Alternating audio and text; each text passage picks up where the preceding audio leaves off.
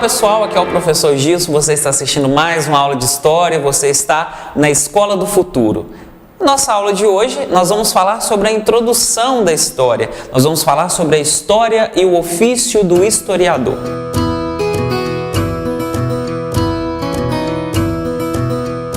Professor, por que eu tenho que saber disso? Simples, hoje você vai entender por que você tem que estudar a história. Você sabia que a história é o que alimenta a sua memória? E o que é memória? O que é cultura? A gente vai falar um pouquinho disso nessa aula de hoje. Para começar então, nós vamos falar sobre a figura do historiador. Quem é o historiador? O historiador é aquele que estuda a humanidade, aquele que estuda o homem, aquele que estuda a sua evolução. É importante também falar que o ser humano, nesse caso aqui, ele é o construtor da história da humanidade. Vamos voltar isso aqui? O ser humano, ele é o construtor da história da humanidade. O ser humano, ainda de acordo com muitos historiadores, ele é o único animal capaz de produzir cultura. Vamos pegar essa frase? O ser humano é o único animal capaz de produzir cultura. Animal, professor? Eu sou animal? Você é um animal racional, tá bom? Mais à frente você vai entender melhor essa expressão aí. Para começar a falar então do historiador, nós teremos aqui dois historiadores. Nada melhor, né, do que uma pessoa para falar de historiadores do que historiadores conhecidos. Nós vamos falar de Políbio, que vai surgir aí com a sua concepção lá no século II a.C., então lá atrás. Políbio, ele tinha uma concepção sobre o historiador que era o seguinte: o historiador era um homem honesto e imparcial, que deveria narrar a verdade, narrar os fatos. Então quer dizer que o historiador narra apenas a verdade e ele é um ser imparcial. Outro historiador também muito conhecido, que vai remontar aqui a sua fala, né, sobre os historiadores de uma forma geral, é José Honório Rodrigues. Ele era inclusive brasileiro. Então José Honório Rodrigues dizia o seguinte, que a história ela é construída a partir do quê? A partir da evolução da humanidade. Então nós, construtores da história, nós estamos sempre em evolução. E essa história, ela sofreria algumas modificações com o passar das gerações. Quer um exemplo disso? A sua mãe te conta uma história lá de quando você era criança. Aí você corre lá na casa da sua avó começa a falar outra coisa. Nesse caso, nós temos aqui então dois locutores diferentes. Vamos fingir que a sua mãe seja um historiador e que a sua avó também seja outra historiadora, e duas historiadoras. Você vai pegar então fatos diferentes, tá? Isso aqui é na concepção de Honório Rodrigues, tá? Então você vai pegar ali fatos, são os mesmos fatos, porém eles são contados de uma forma diferente. A avó sempre é mais carinhosa, então a avó vai começar ali a puxar mais o assunto, vai relembrar de fatos, por exemplo, que a sua mãe não havia se lembrado. Então, se isso acontece, quer dizer então que uma mesma história pode ser contada de formas diferentes? Exatamente, a mesma história ela pode aderir complementos, a mesma história pode ser contada de uma forma diferente. Mas como assim, professor? De acordo com José Honório, nós teremos aqui, por exemplo, algumas intervenções culturais. De quem? Do historiador.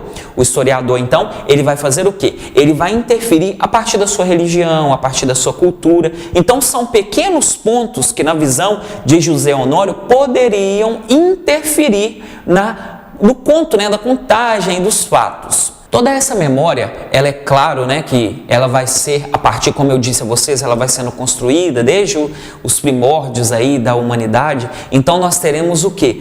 Documentos. Esses documentos, então, eles deveriam, né, de acordo com os historiadores do passado, serem exatamente pontuados para quê? Para que nós, hoje da humanidade, pudéssemos, então, contar esses fatos, narrar esses fatos. Na verdade, o historiador aqui, na maioria das vezes, ele narra os fatos, tá? De formas até mesmo diferentes. Nessas análises aqui, nós temos algumas correntes de análise, né? As correntes de análise históricas. Nós temos aqui, então, primeiro delas, o positivismo. O positivismo aqui, ele vai ser uma visão onde a história deve ser contada de uma forma muito fiel àquilo tudo que está acontecendo.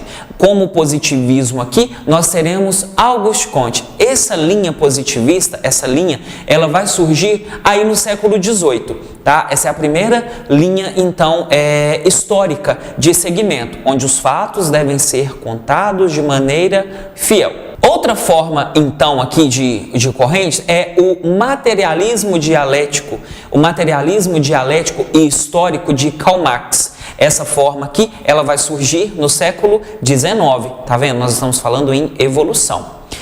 Nesse posicionamento de Karl Marx, nós iremos ver o posicionamento das classes. Como assim? A luta de classes, isso mesmo. Nós teremos a luta de classes e a separação de classes. Vamos pegar uma separação aqui de classe? Por exemplo, os ricos e os pobres. Então, é uma separação de classes. Nós podemos também citar, né, em outros momentos aqui da história, os patrícios e os plebeus, os senhores e os camponeses. Nós teremos diversas classes sociais, então. E por último, nós temos a escola dos análises. Essa vai surgir aí no século XX, tá?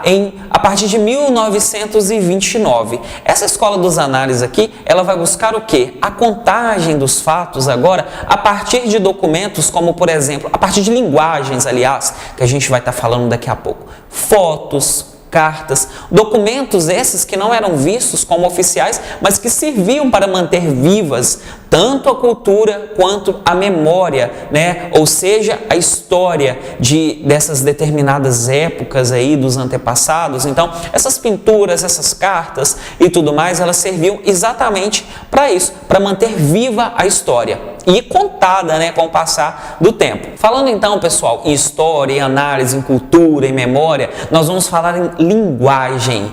Linguagem, professor? Línguas, idiomas? Não, não é isso. Nós vamos falar em linguagem. Essas linguagens que elas são encontradas de diferentes formas. Por exemplo, eu posso falar para vocês que uma mesa conta história.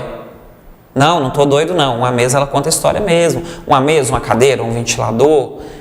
É mais ou menos assim que acontece. Ao analisar, então, uma mesa, de acordo com os historiadores, você pode obter delas várias características, como, por exemplo, qual época, né, ela foi produzida, por quem ela foi usada. Imagina só, se eu der uma mesa aqui para vocês analisarem qual século, qual período, onde vocês acham que essa mesa ficava. Ela ficava em um castelo, ela ficava na casa de um camponês. Então, tudo isso pode vir se passando com o tempo. Outra coisa também que nós podemos observar aqui são as estruturas arquitetônicas, as construções. Então, ao observar uma construção, por exemplo, a fachada dela, você pode julgar em qual século ela foi construída, por exemplo. Se foi no século XIX, se foi no século XVI, no século XVII, enfim, você pode analisar isso. E a função do historiador, ela é exatamente isso, é pegar esses fatos, é pegar aí essas características de linguagem e nos trazer.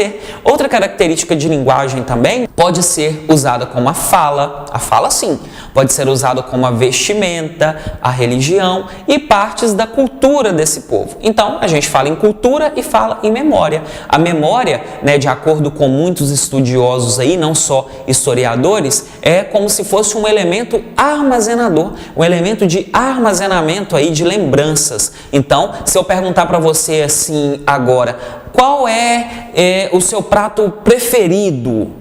Você vai se lembrar e aposto, uma lasanha, sei lá, quem sabe. O meu é lasanha, eu adoro lasanha. Então, o que acontece? Você pode pensar nisso. Isso é o quê? Memória.